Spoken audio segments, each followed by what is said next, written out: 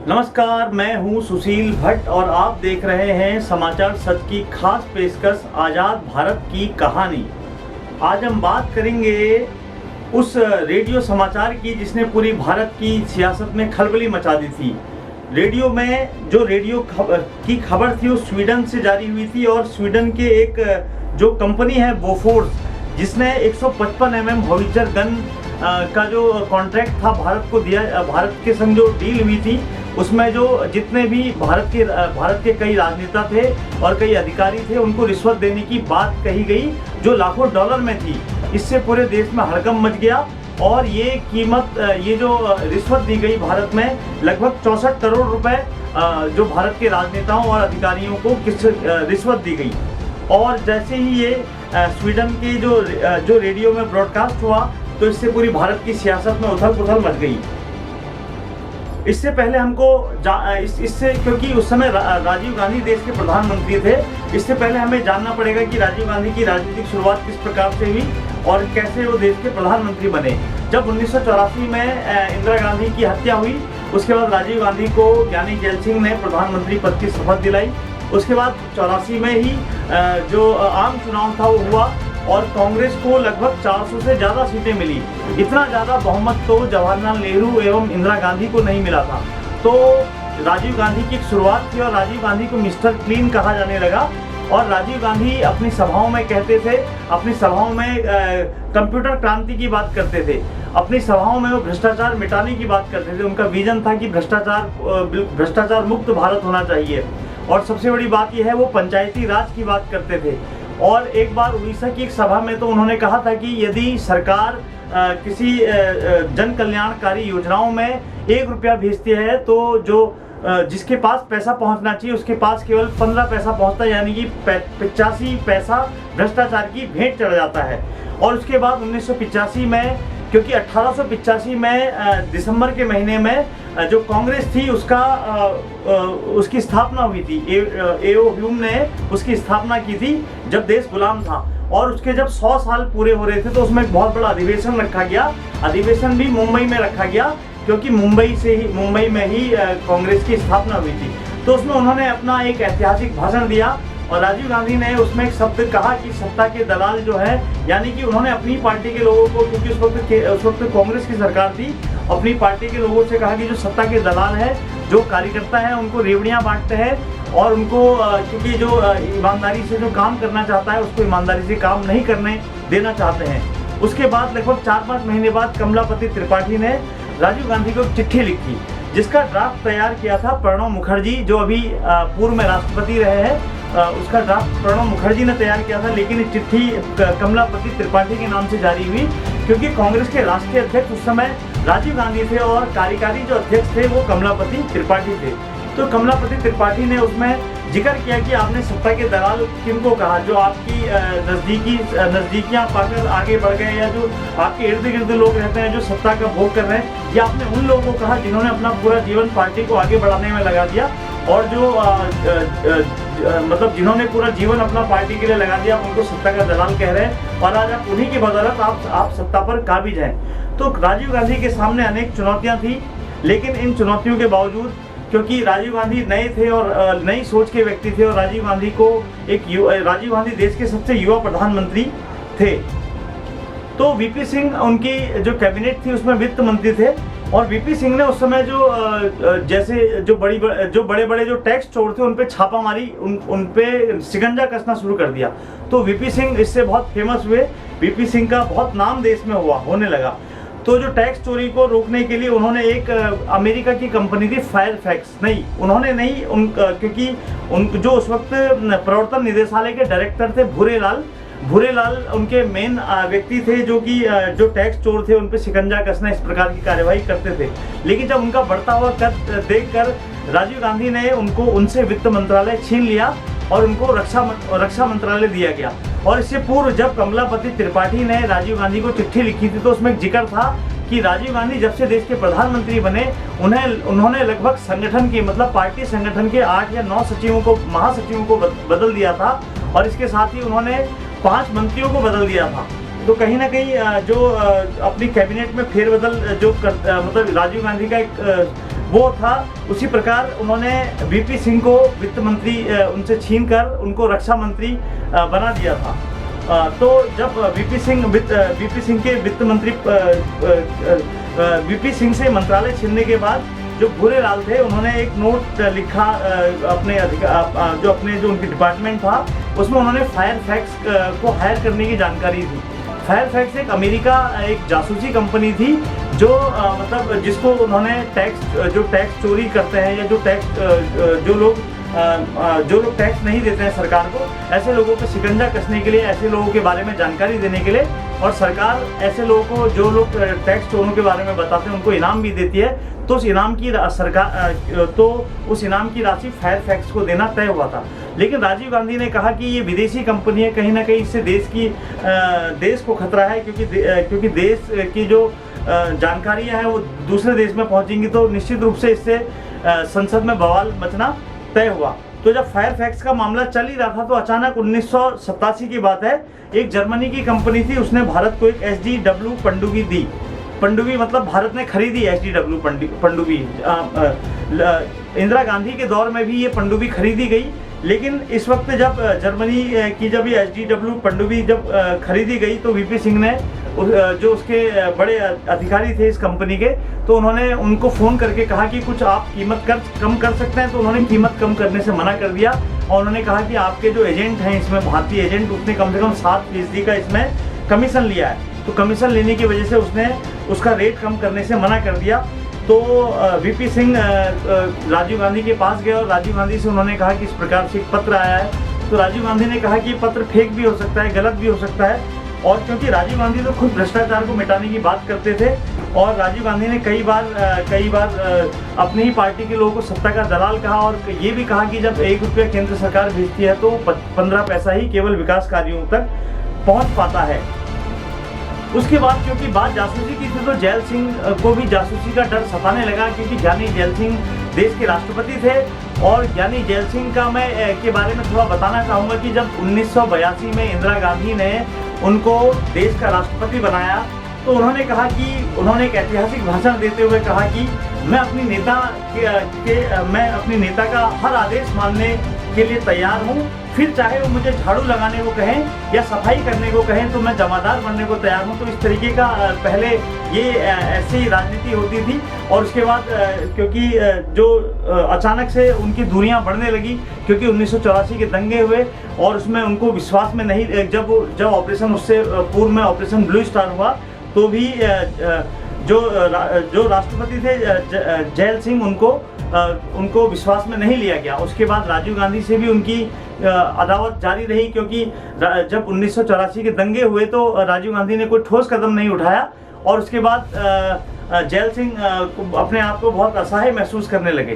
तो जैल सिंह, कहा जाता है कि एक बार एक कांग्रेस पार्टी के ही सांसद ने संसद में कहा कि जो ज्ञानी जैल सिंह है उन्होंने जो राष्ट्रपति भवन है वो आतंकियों का जो उनके शरण स्थली बन गया, आतंकियों की शरण स्थली बन गया है।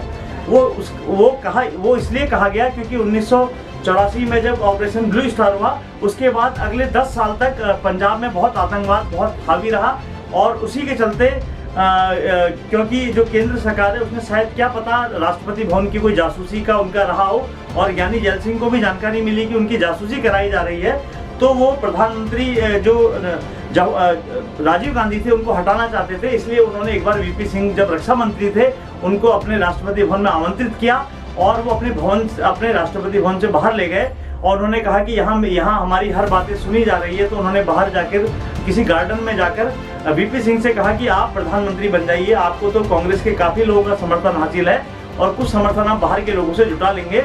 लेकिन जो वीपी सिंह थे उन्होंने नैतिकता का हवाला देते हुए कहा कि ये क्योंकि आगे आने वाली समय की राजनीति को प्रभावित करेगा, इसलिए उन्होंने इससे मना कर दिया। तो ऐसे नैतिकता और सिद्धांतवादी नेता उस समय के हुआ करते थे। कुछ समय बाद जब 16 अप्रैल 1987 को जब स्वीडन के रेडियो में बोफोर्स तोप की कंपनी थी जो 155 mm हॉविट्जर गन बनाती थी, उसने 410 जो हॉविट्जर गन थी यानी कि जो बोफोर्स तोप थी वो भारत स्वीडन से खरीद रहा था। स्वीडन जिनेवा में पढ़ता है और वहीं की एक पत्रकार चित्रा सुब्रमण्यम है। उसने द हिंदू में मतलब उससे जो बोफोर्स घोटाला था उससे संबंधित खबर चलाई तो देश में हड़कंप मच गया और उसमें जीपी हिंदुजा का नाम आया, उसमें क्वात्रोची का नाम आया और विन चड्डा समेत कई लोगों का नाम आया। तो ये जीपी हिंदुजा वही हैं जो आपने देखा होगा अधिकतर हिंदुजा ग्रुप, अशोका लेलैंड के जो आप ट्रक देखते हैं उसमें लिखा रहता है हिंदुजा ग्रुप। तो ये कुछ भाई, ये कुछ ब्रदर्स हैं, उनका मतलब उनका भी इसमें क्योंकि जब उसकी जांच हुई तो उसमें पाया गया कि इन लोगों का भी, ये लोग भी इसमें इन्वॉल्व हैं और इसमें राजीव गांधी का भी नाम लिया गया। तो जब बोफोर्स घोटाले की जब बात हुई, जब गहमा गहमी बढ़ी तो फिर इससे कहीं ना कहीं देश की सियासत में बड़ी उथल पुथल हुई। और जब 1989 का चुनाव आया तो जो राजीव गांधी थे उन्होंने अपने अपना चुनाव प्रचार राजस्थान से शुरू करना चाह रहे थे। अचानक उन्हें फैजाबाद जाना पड़ा और उन्होंने क्योंकि उससे पूर्व में राम मंदिर का ताला खुलाया था और उन्होंने फैजाबाद यानी अयोध्या जाकर ये कहा कि मुझे भी हिंदू होने पर गर्व है और मैं इस देश में राम राज्य लाना चाहता हूँ। तो इस पर तंज कसते हुए क्योंकि जब बीपी सिंह और जब राजीव गांधी के बीच में अदावत चल रही थी तो बीपी सिंह को पार्टी से निकाल दिया था क्योंकि बीपी सिंह ने राज्यसभा से इस्तीफा दे दिया था। तो बीपी सिंह ने अपना एक अलग संगठन यानी एक अलग पार्टी बनाई थी, जन मोर्चा। तो जन मोर्चा के तहत क्योंकि वो इलाहाबाद से क्योंकि वो उस वक्त राज्यसभा सांसद थे तो इलाहाबाद में इलाहाबाद की सीट पर अमिताभ बच्चन वहाँ के सांसद हुआ करते थे और उनको लगता था कि जो राजीव गांधी उन्होंने अमिताभ बच्चन को जानबूझकर इस सीट पर मेरे खिलाफ लड़ने के लिए भेजा। उनको ये लगता था कि जो राजीव गांधी हैं, वीपी सिंह को ये लगता था कि उनको सत्ता से बाहर करना चाहते हैं। और क्योंकि वीपी सिंह ने जब वो वित्त मंत्री थे तो उन्होंने जब वो टैक्स चोरों पे जब शिकंजा कसना शुरू किया तो उन्होंने राजीव गांधी के ऊपर भी कुछ कानूनी कार्यवाही की थी और राजीव गांधी को ये लगता था कि ये जो कानूनी शिकंजा जो अमिताभ बच्चन पर कस रहे हैं ये कहीं ना कहीं मुझे निशाना बनाने की साजिश है, क्योंकि राजीव गांधी और अमिताभ बच्चन के बीच काफ़ी पारिवारिक और घरेलू संबंध हुआ करते थे। तो इस तरीके से अदावत चलती रही। तो जन मोर्चा के जो अध्यक्ष थे यानी कि वीपी सिंह, उन्होंने अपने एक भाषण में कहा कि पिछले 4 सालों से देश में दाम राज चल रहा है, यानी कि भ्रष्टाचार हो रहा है, घोटाला हो रहा है, लेकिन ये रामराज की बात करते हैं क्योंकि राम राज्य की बात फैजाबाद की चुनावी सभा में राजीव गांधी ने कही थी। और राजीव गांधी के बारे में कहा जाता है कि वो भ्रष्टाचार को मिटाना चाहते थे देश से। वो क्योंकि वो युवा नेता थे और देश में बहुत बदलाव भी उन्होंने किए और क्योंकि संचार उन्हें जो कंप्यूटर क्रांति का उनको जनक माना जाता है। और सबसे बड़ी बात यह है कि जो उनके नाना थे यानी कि पंडित जवाहरलाल नेहरू, जब देश आज़ाद हुआ तो उन्होंने अपनी संपत्ति लगभग 196 करोड़ रुपए देश को दान कर दिए। मतलब देश के, उन्होंने कहा कि देश अभी नया आज़ाद हुआ है, देश के विकास के लिए पैसा चाहिए। उन्होंने अपनी जो संपत्ति थी, पैतृक संपत्ति, उन्होंने जो अर्जित किया था क्योंकि वकील थे, लगभग 196 करोड़, जो आज के लगभग लाखों करोड़ों के बराबर होगा। और मुझे लगता है कि विश्व के जो सबसे अमीर व्यक्ति होगा उससे भी ज़्यादा ये पैसा अगर आज की परिस्थितियों में देखा जाए तो हो सकता है। तो 196 करोड़ रुपए उन्होंने देश को दान किया और मात्र 4 करोड़ अपनी जेब में रखे। और विरासत के रूप में क्योंकि इंदिरा गांधी के पास वो रहा होगा और आनंद भवन सरीखे कई बिल्डिंगें उनके पास थी। और क्योंकि राजीव गांधी भी भ्रष्टाचार को मिटाने की बात करते थे और इस तरीके से जो जब ये घोटाला हुआ तो उसमें राजीव गांधी का नाम लिया गया। बेशक उन पर कुछ दबाव था, बोफोर्स घोटाले से संबंधित कुछ उनके, क्योंकि कुछ करीबी लोगों के नाम की बात थी तो उन पर कुछ दबाव बनाया गया। लेकिन बोफोर्स घोटाले में राजीव गांधी का जो नाम घसीटा गया उसको लेकर भी कई तरीके का होने लगा और राजीव गांधी के बारे में अनगढ़ बयानबाजी चलने लगी। और कुछ लोग कहते थे कि हम तो छोटे मोटे चोरों को पकड़ते हैं लेकिन देश का सबसे बड़ा चोर तो देश के प्रधानमंत्री आवास में है। तो इस तरीके से लोगों का जो गांधी नेहरू परिवार के बारे में जो उनकी सोच थी वो बदलने लगी। और जब दौर आया 1989 का तो लोकसभा का आम चुनाव था और जो जन मोर्चा था उसने उसके बाद, क्योंकि जनता का उनको भारी समर्थन मिल रहा था, तो जो जन मोर्चा था उसने एक जनता दल बनाने की एक बात कही। उसने कहा कि कई दलों को मिलाकर एक जनता दल बनाने की बात की। जनता दल में शामिल हुए जन मोर्चा, लोकदल, 2 लोकदल थे। एक लोकदल था ताऊ देवीलाल का और एक अजीत सिंह का। और जनता पार्टी समेत कुछ छोटे मोटे दलों को मिलाकर एक जनता दल बनाया गया और जनता दल को भारी समर्थन जनता ने दिया।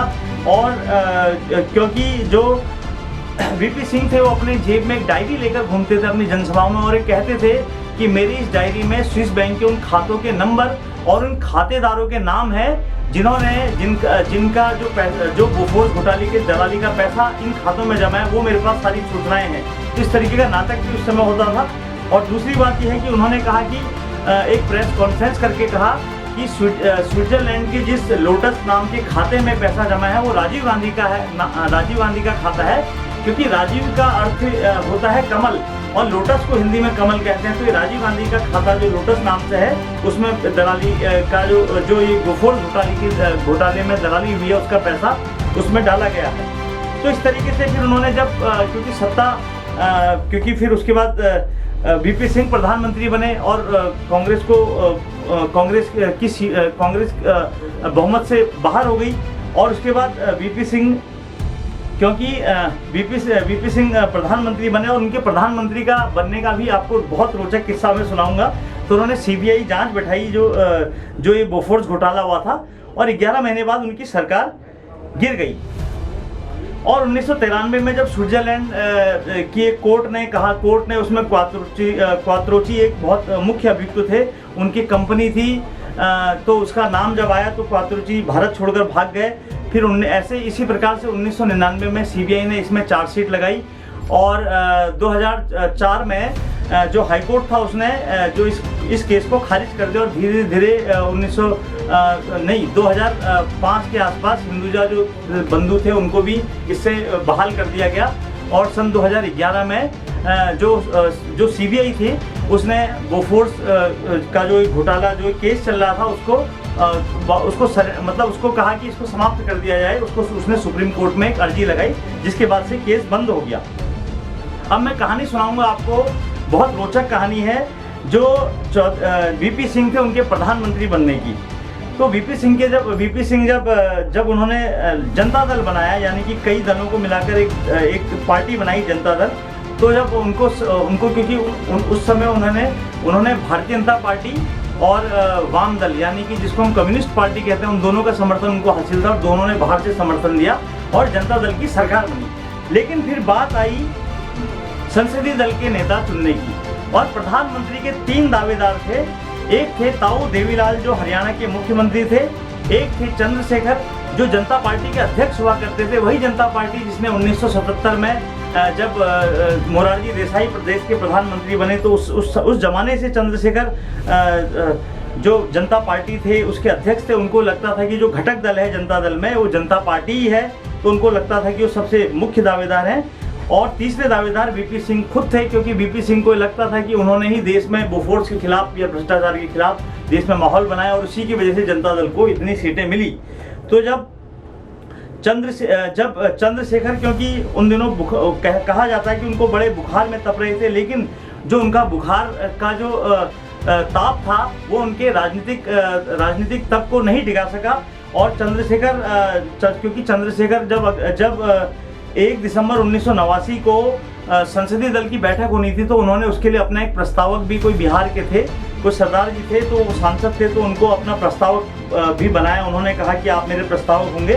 तो क्योंकि चंद्रशेखर प्रधानमंत्री पद के दावेदार थे, तो आपने राम जेठमलानी का नाम सुना होगा। उस समय राम जेठमलानी क्योंकि राम जेठमलानी ने उनका विरोध किया कि चंद्रशेखर अपना जो दावेदारी है प्रधानमंत्री की वापस ले लें, वो उनके दिल्ली के आवास के आगे धरना देने गए और चंद्रशेखर के जो समर्थक थे उन्होंने जूते चप्पल से और थप्पड़ मारकर उनकी पिटाई कर दी, और जिसमें राम जेठमलानी के कपड़े फट गए। और उसके बाद उन्होंने चंद्रशेखर को जब तक जीवित थे राम जेठमलानी, उन्होंने चंद्रशेखर को बहुत भला बुरा कहा। लेकिन चंद्रशेखर के समर्थकों ने राम जेठमलानी को ठीक कर दिया, क्योंकि वो बहुत बड़े सुप्रीम कोर्ट के वकील भी थे। तो फिर क्योंकि संसदीय दल की बैठक होनी थी 1 दिसंबर 1989 को, तो उड़ीसा भवन में एक बैठक हुई। उड़ीसा भवन में जो बैठक हुई उसमें ताऊ देवीलाल को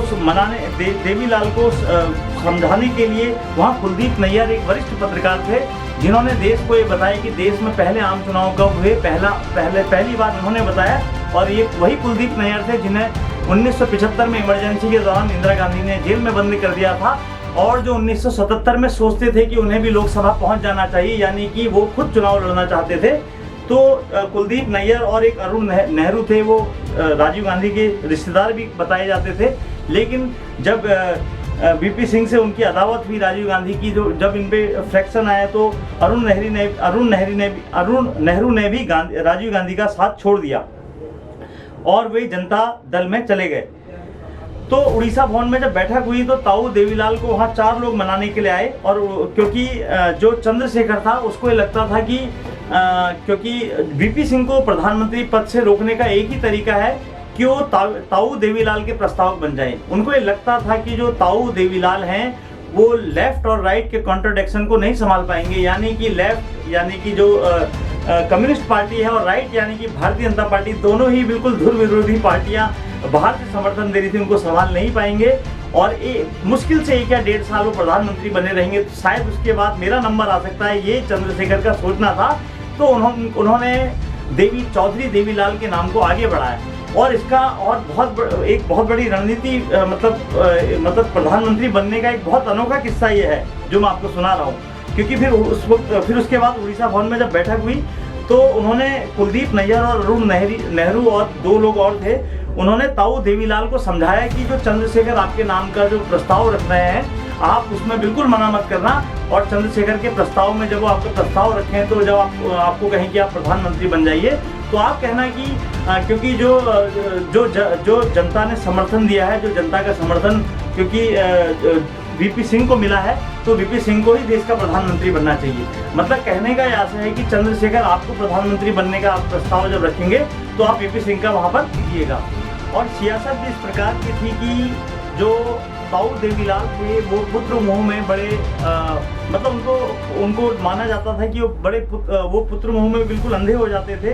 तो उनके जो लड़के थे यानी कि सुपुत्र थे ओम प्रकाश चौटाला, उनको अरुण नेहरू ने 24 घंटे तक उनके पिता यानी कि ताऊ देवीलाल से नहीं मिलने दिया, क्योंकि जो ओम प्रकाश चौटाला थे वो चंद्रशेखर के बहुत करीबी थे और चंद्रशेखर के पक्ष में कुछ कह सकते थे या ताऊ देवीलाल को कुछ और मतलब तरीके से उनको बरगला सकते थे।